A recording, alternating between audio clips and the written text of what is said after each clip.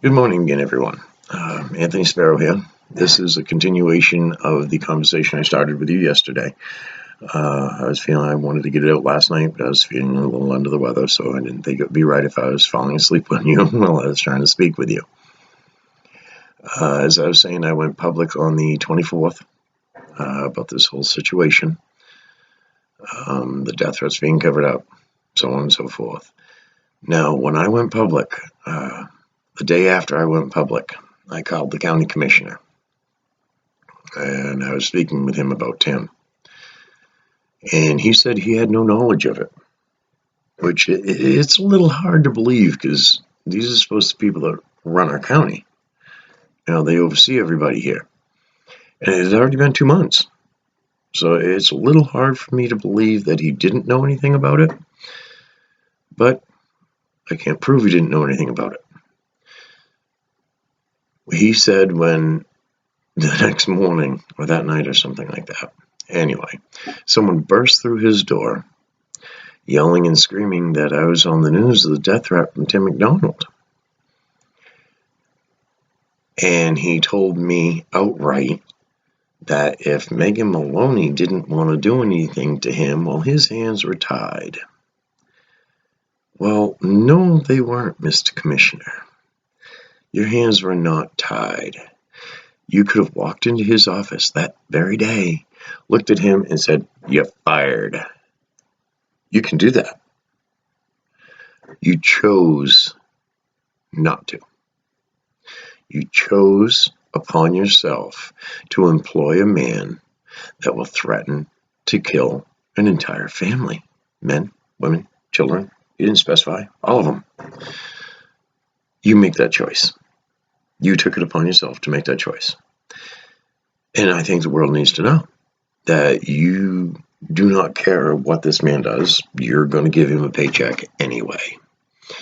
Now, I have been told by very reliable people that Mr. McDonald doesn't only work on the county computers.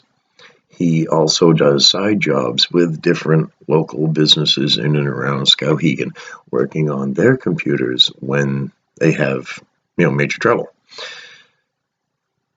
Now, when he's inside those computers, say he's at a bar or a restaurant or a hotel or anything like that, updating their computer system or getting out a worm or whatever he needed to do, this man has access to all your information. If you're eating dinner and you pay with your credit card, if you stay at a hotel and pay with your credit card, when he works on his computer, he will have access. This frightens me. We can't have this. Now, this man does not deserve the seat he has. He needs to be dealt with legally. Whatever they want to do to him, he needs to be dealt with. As for the commissioner, I honestly feel you are lazy. You have no moral compass. You don't care as long as the job can get done. Well, I'll tell you something right now, Mr. Commissioner. I do not like your actions. You have chosen upon yourself to employ a man that'll threaten to kill an entire family. And now, Mr. Commissioner, I'm not going to use your name, I'll use Mr. Commissioner. I'm coming for your job. And by the time I get done, you won't have one anymore. I will not stop. I will not let up. I am a man that when I know I'm right and I have paperwork to back it up,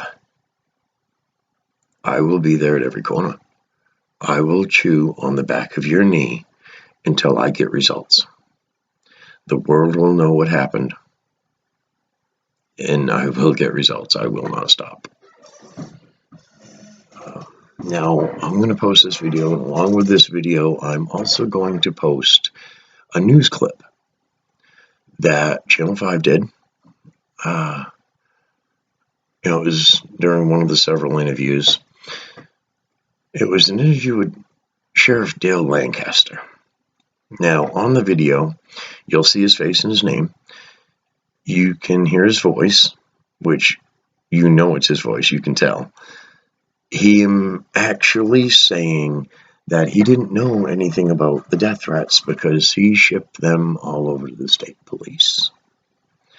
Now, if you've heard me say this several times, our little buddy Ross, I've got to hunt it up, but I do have another video of Ross saying it. But this one's the actual sheriff saying it, that he knew nothing about death threats. Now, the state police have absolutely no knowledge of the death threat from Jamie Danforth. Absolutely none. They've never seen it. They may have seen it on my videos, but they've never seen it. Not in real life, not in their hand. I've never complained to them about Jamie Danforth's death threat because the sheriff's department was supposed to be handling it. So I will post that video for you. I will post this video, of course. And tomorrow we're going to try to come back with the ACO reports and some more information and more paperwork and more proof. So I will see you soon and enjoy the videos. Especially pay close attention to Channel 5 video. And please share the hell out of this. Like I said, send me friends requests, follow my page, follow my posts, find us on YouTube, whatever you need to do to get these things out there. Because by the time I'm done, you will clearly see how crooked our sheriff is. And the people that follow him just do what he says, probably because they want to keep their job. It's not right.